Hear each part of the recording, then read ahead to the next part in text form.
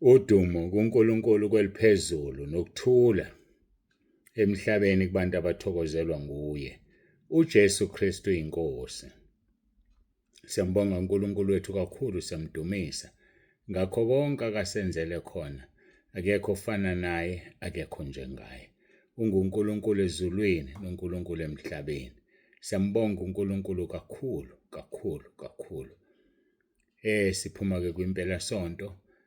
Sibonga kakhulu, saba nenkonzo enhle kakhulu empolweni ngelanga langomgqibelo. Saba nenkonzo enhle kakhulu kakhulu. Siyambonga uNkulunkulu. Ngiyacela uNkulunkulu asibusisele umndeni wakwaMkhabela. Asibusisele nabo bonke abafakile isandla ukuthi inkonzo ibe impumelelo. Siyambonga uNkulunkulu ngendlela emangalisayo.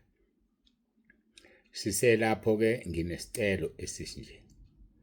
Uma siza kuwe sizokwenza inkonzo, yekani ukutshela abantu betende, abantu bey'nsimbi ukuthi kuzoba uNsibande. Ngoba noma ngabe abamazi, makuze umfundisi wangaphandle baye badule ngoba bazi ukuthi abefundisi banemali. Yekani bafowethu, yekani. Angithi wena obiza inkonzo, wena ufuna umkhuleko. Awusho ngani mawusuqasha itende ukuthi nginomkhuleko lapha ekhaya, ngicela ungiqashisele ngetende. Sikuphi isidingo sokubala umfundisi wangaphandle uzayo? Usho uthi unomkhuleko lapha ekhaya, ucela uzosishayela iy'nsimbi. Sikuphi isidingo sokuthi umtshele ukuze umfundisi wangaphandle? Iyekeni leyo nto bafowethu, iyekeni. Kwenza sikhokhe imali ezinzima. Kwesikhathi mina sengikhokhile ususele wedwa wona nezikweletu. Ngoba ayikho indawo engiya kuyo ngingakhiphanga imali. Ngiyayikhipha imali. Ngiyathanda futhi ukuthi ngikhulume nani. Ngibona sengathi kuchipha ukubhaka. Cela abazalwane bakubhakise, ubhake. Wazi ukuthi itende sound system baba uNsibande uzoyikhokhela. Ngiyazikhokhela lezo zinto. Itende, isound system, ngiyazikhokhela lezo zinto. Wena-ke ongimemile ngoba nithanda ukupheka, uzobhekana nokupheka-ke wena. Mina angizeli ukuzokondla abantu ngokwenyama, ngizobondla abantu ngokomphefumulo. Sengayikhuza ngakhathala indaba yokupheka. Yekani ukupheka. Ubani othe enkonzweni abelindele ukuyokudla? Ubani ngempela? Yekani ukupheka. Anizwa-ke. Kulungile-ke uzoyithwalela indlelo zokupheka. Kodwa mina ngizolikhokhela itende, kodwa ngizibona sengikhokha imali ezinkulu zetende ngenxa yokuthi abantu bathanda ukungiveza. La uqasha khona itende musungiveza. Ngoba noma abakumina noma bubani omunye, umfundisi wangaphandle kwaziwa ukuthi unemali. Umfundisi wangaphandle nje unemali. Yekani-ke. Wena zisho ukuthi nginomthandazo lapha ekhaya, ngicela itende lesha abantu abangaka, ngimemile. Noma lapha ekhaya nginomthandazo, ngicela uzosishayela iy'nsimbi, ngimemile. Bakubuka abantu bendawo, bayakwazi ukuthi uyazibhatanisela, uyahlanganisa, uyakuzama ukuphila, ngeke badule kuwena. Uyaqhamuka uzotshela baba uNsibande itende liyimali engaka, ukuthi kuyimali engaka, sengiyakuthumelela leyo mali. Kodwa masingakhokhi imali enkulu kaNkulunkulu, le mali asiphatheni kahle, ngiyacela. Angisho ukuthi kwenzeke njalo empolweni, ngifuna ningizwe kahle. Angishongo ukuthi kwenzeke njalo empolweni. Kodwa sengikunakile ukuthi kuyenzeka ezindaweni esihamba kuzona. Yikho ngikukhuluma la, yekani ukuthi kuzobaba uNsibande nitshela abantu manizoqasha izinto. Ilokho kuphela engikucelayo. Siyambonga uNkulunkulu kakhulu, siphatheke kahle empolweni ngakho konke. uNkulunkulu wasisiza, imvula yahamba, ayangabe ibikho. Abantu bahlala ngaphandle noma beshiswe ilanga, lingcono ilanga kunemvula ngoba ukwazi ukuhlala emvuleni. Kodwa elangeni kuyahlaleka. Nisixolele kakhulu kakhulu umakhelwane. Siyacela nisixolele itende laba lincane. Nami ngangigcine kuthiwa u3 pole. Angazi ukwashintsha nini-ke kwaba u2 pole. Kodwa ngangitshelwe u3 pole mina. Kusho ukuthi engakwenza konke ngakwenza phezu kuka-3 pole. Kodwa kwagcina sekuwu-2-ke, angazi, angifuni ungena lapho, nabo ngicela bangangichazeli lutho, ningangichazeli lutho. Kuphela nje into engizama ukuyichaza engifisa idlule kuthina sonke. Thina nje sazi ukuthi siyamcela uBaba uNsibande, noma simcelile, noma sinosuku. Okunye ngiyafisa ukuthi nifunde ukuhambelana. Ake nifunde ukuhambelana. Kakhulu wena ocele inkonzo, ake uye kwenye indawo lapho icelwe khona.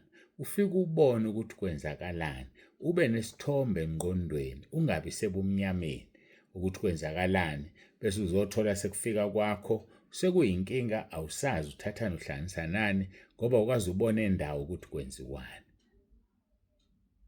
Njengamanje ama-appointments abafunayo u-2027. 2026 ugcwele, 2027 nawe uzogcwala maduze. Ngiyacela bazalwane, sibambisane, funda ukuthi kwenziwani, kwenzekeni. Hamba uye kwenye yey'nkonzo esimenywe kuzo emakhaya.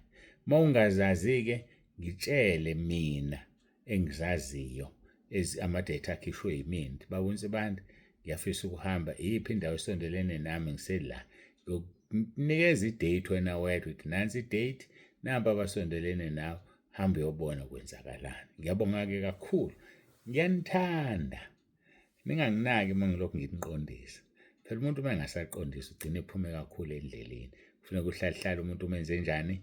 Umfake endleleni. Nami Nkosi uJesu ihlale ngifake endleleni. Yazi ukuthi ngifaka kanzima-ke mina endleleni. Mina nginifaka kahle ngiyahleka, awuzi ukuthi ngiyahleka nje. Nginifaka kahle ngiyahleka. Ngiyafakwa nami endleleni, kufanele ngihambe ngokuqonda. Ngazi ukuthi ngihola abantwana bakaNkulunkulu, hayi bami. Ngihola ibandla likaNkulunkulu, hayi lami. Anginalo mina ibandla. Lathengwa iNkosi uJesu ngegazi lakhe. Asiguqe sikhuleke singene enkonzweni yosuku. Besidlulisa izinto ze-weekend. Ngibonge kakhulu enkonzweni yabefundisi, ngiyabonga. Bonke ababekhona nabo bonke abenze ukuthi le nkonzo iphumelele. Nabenza inkonzo yasempolweni yaphumelela, baxhasa ngendlela abaxhase ngayo. uNkulunkulu anibusise ngendlela emangalisayo. Siyambonga uNkulunkulu kakhulu. uJesu Kristu inkosi.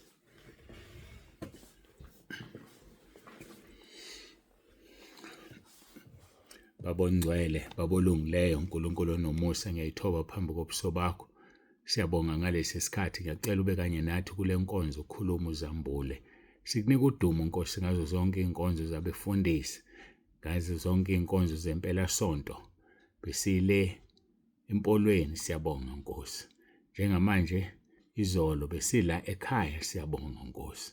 Ngikhulekela umfundisi uSishange, ngiyacela umphilise Nkosi lapha ekhona. Yehlisa amandla akho, sikhulekile izolo ebandleni, siyakhuleka namanje Nkosi, siyacela ungenelele. Sikhulekela umfundisi uMthembu onomkhuhlane onzima, ngiyacela Nkosi umphilise, umsize. Siyawushaya lo mkhuhlane egameni lomfelo wethu uJesu ophilayo. Phezu kwale mizimba yomibili ngithi uJesu Kristu inkosi. uJesu Kristu inkosi, kufa sukuphuma uphele kulo mzimba. uJesu Kristu inkosi. Amen.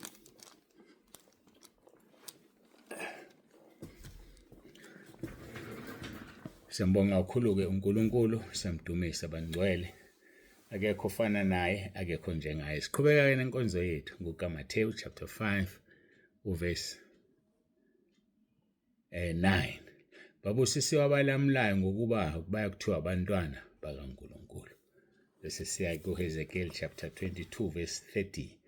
Ngafuna kuba umuntu wokubika uthango eme esikhaleni ngaphambi kwami ngenxa yezwe ukuba ngingalichithi, kepha angimfumananga.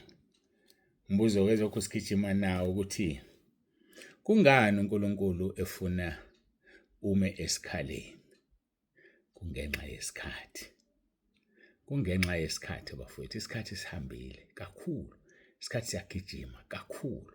Nkosi uJesu sizobuya. Kodwa manje ivangeli alikakafiki ekugcineni komhlaba.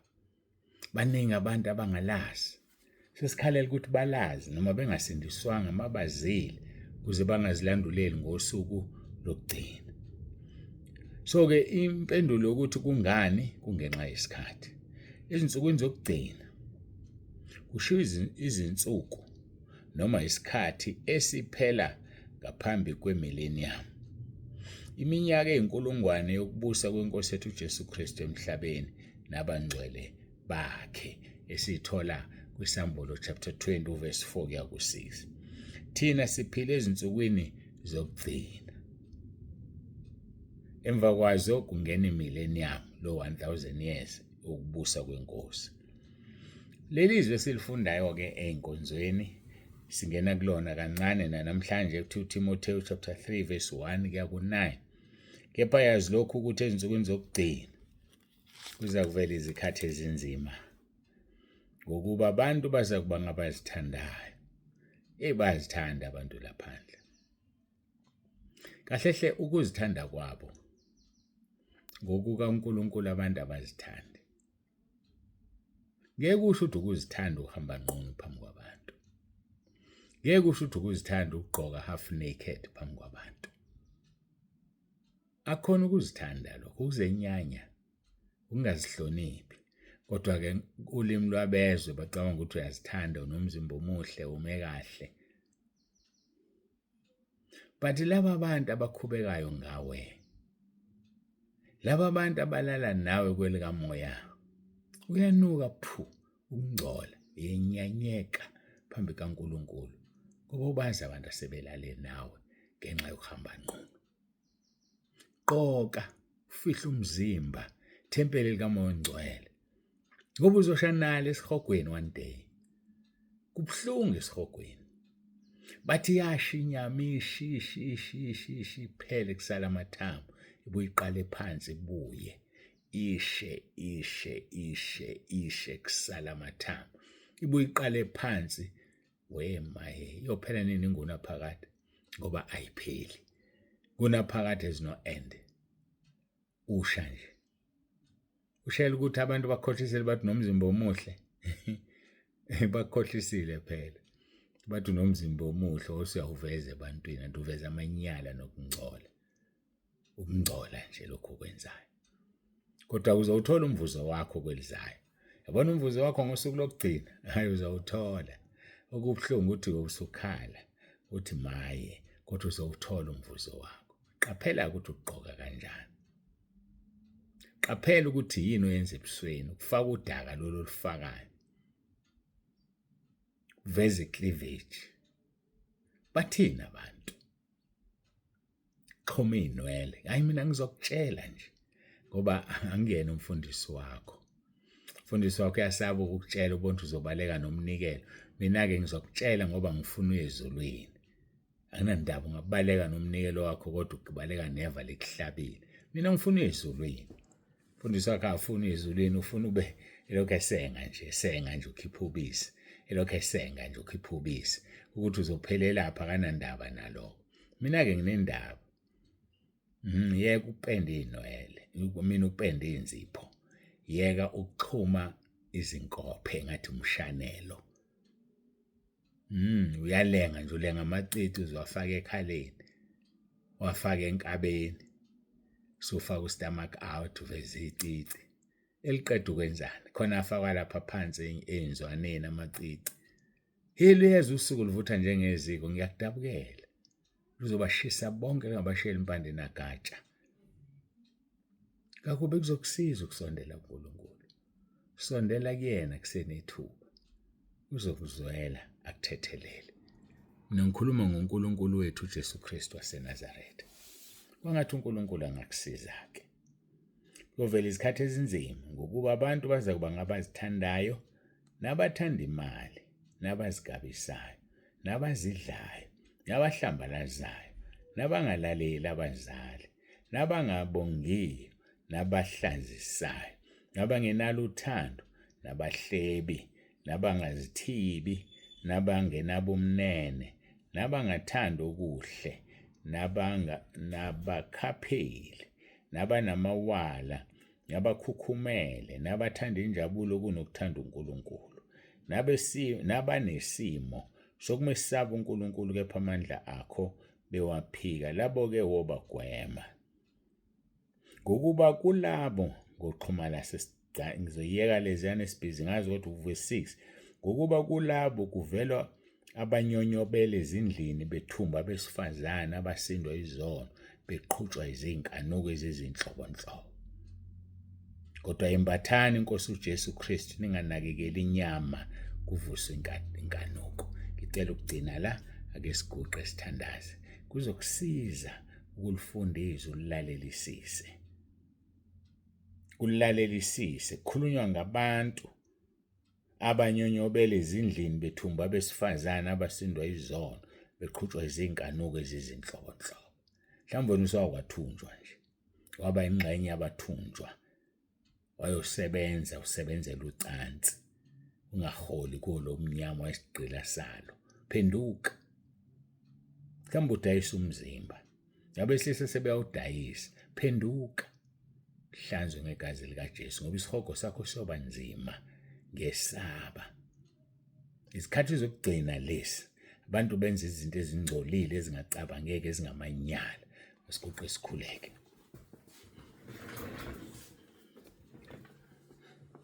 Baba, egameni likaJesu ophilayo, uNkulunkulu wethu nomusa, siyazithoba ngalomzuzu. Siyabonga konke sesikuzwile. Busisa abantwana bakho abalalele le nkonzo, ngibanikela kuwena manje. Siyacela ube kanye nathi, usihole njalo ngomoya wakho oyingcwele. uJesu Kristu inkosi. uJesu Kristu inkosi. uJesu Kristu inkosi. Amen. Siyambonga kakhulu-ke uNkulunkulu wethu, siyamdumisa. Baba uNsibande usiyavalelisa uthi uJesu Kristu inkosi. Ube nosuku oluhle.